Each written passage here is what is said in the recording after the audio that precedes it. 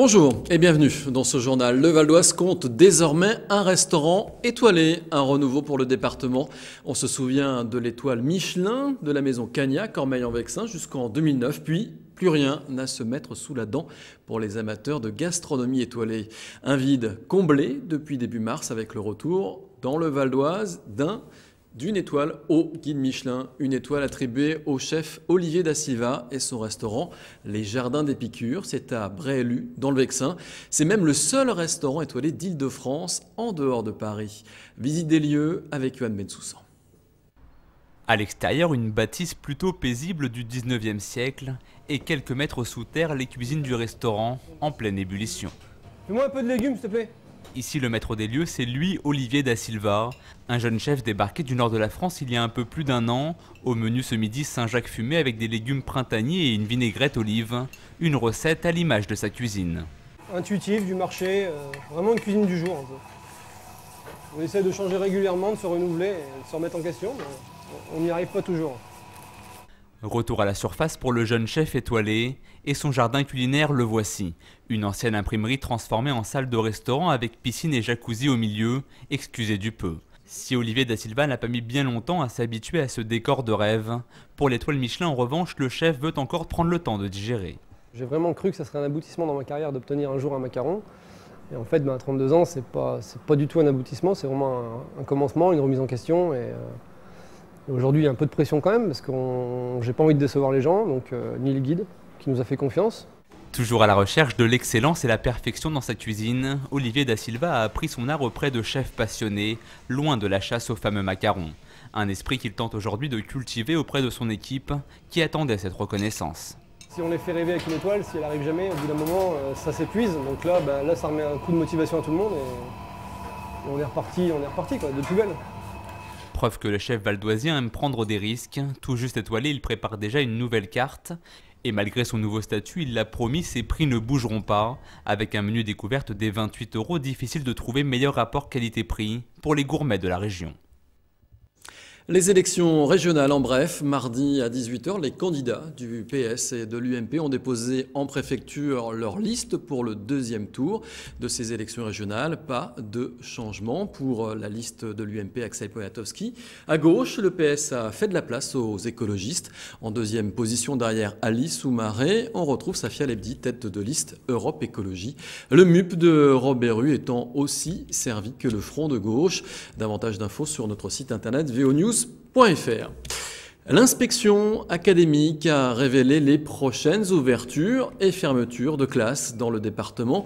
1317 écoliers supplémentaires sont attendus sur les bancs de l'école. Mécontentement du syndicat SNUEPP, comme vous allez le comprendre dans ce court sujet signé Bertrand Tang et Angélique Boilet. 1317 élèves en plus prendront le chemin de l'école dans le Val d'Oise à la rentrée prochaine. C'est 200 écoliers de moins qu'en septembre dernier. Aujourd'hui, dans les classes du département, on compte 139 676 enfants.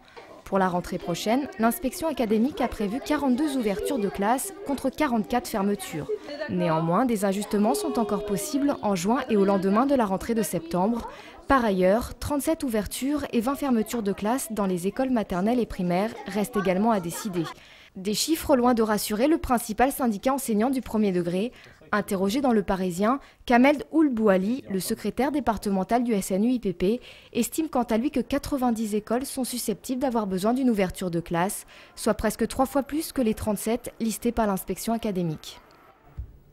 Retour maintenant sur la première édition de la Nuit de la formation et de l'emploi. C'était à Franconville, un forum organisé par le service emploi, développement économique de la ville en partenariat avec la mission locale de la vallée de Montmorency. Uniquement ouvert aux lycéens dans l'après-midi, le forum a ensuite accueilli jusqu'à 22 h, tout public confondu.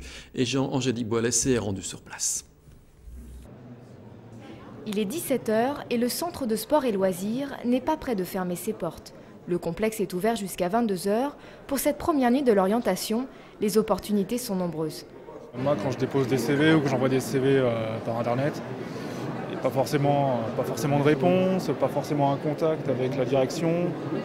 Alors que là, il y a directement un recruteur. Ça permet au moins d'être sûr qu'on aura quelqu'un à qui parler en fait. Plus facile donc de proposer sa candidature pour les demandeurs d'emploi et plus de chances pour les entreprises de trouver le profil idéal. Un recruteur, un chef d'entreprise ou même un centre de formation a besoin de rencontrer son interlocuteur. Il a besoin de pouvoir le jauger, il a besoin de pouvoir comprendre ses motivations. Et quoi de mieux que de rencontrer cette personne directement pour connaître réellement ses motivations. Au-delà du recrutement, être présent sur des forums pour l'emploi permet aux entreprises de se faire connaître et d'attirer des jeunes. Je serais tenté de dire que pour venir au bureau et avoir une démarche déjà de je me déplace pour aller dans un bureau de recrutement des armées, ça veut dire que j'y ai déjà réfléchi, éventuellement je sais déjà ce que je vais y trouver. L'avantage du forum, c'est qu'on va pouvoir participer comme toutes les autres entreprises. Et donc pouvoir rencontrer des gens qui a priori n'avaient pas l'idée de venir nous rencontrer dans notre bureau. Tous apprécient l'ambiance plus détendue de ces entretiens, moins expéditifs que d'habitude. Ils sont cool, ils rigolent un peu avec nous. Dans une entreprise, on est obligé d'être sérieux directement. Et donc ça nous met plus à l'aise, quoi. Des fois, on va pouvoir passer à côté de quelqu'un qui va venir postuler, qui n'a pas d'expérience dans la restauration, qui va venir à 13h alors que c'est le service, qui va nous déposer son CV. On n'aura pas forcément le temps à lui accorder qu'on a là ce soir à lui donner. Et on va peut-être être plus à l'écoute, peut-être percevoir des petites choses qu'on n'aurait peut-être pas perçues. 550 personnes environ se sont déplacées sur la journée. Un premier essai satisfaisant pour la mission locale, malgré des allées plutôt désertes dans la soirée. Zoom maintenant sur une nouvelle compagnie en résidence à Juilmoutier. Corpus, compagnie composée d'un metteur en scène, de comédiens et de musiciens, a pris ses quartiers récemment dans la ville. Pendant 3 ans, ils travailleront avec les Jocassiens autour de la réalisation d'un documentaire sur la ville et d'une pièce de théâtre en épisode. Pour réaliser ces projets culturels, la compagnie propose aux habitants des ateliers théâtre et musique. Le travail de création a commencé il y a maintenant une dizaine de jours auprès des enfants de l'école du Vaste. Reportage signé Marie Chaudet. Ce cube en plexiglas, c'est le point de départ du travail de la compagnie Corpus. Dans cette petite boîte intimiste, Lily, la comédienne, recueille la parole de ses élèves de CM2. Et pour faciliter le dialogue, Lily a trouvé une accroche. L'idée, au départ, c'est que chacun rapporte un objet, et puis chacun nous explique pourquoi cet objet lui tient à cœur.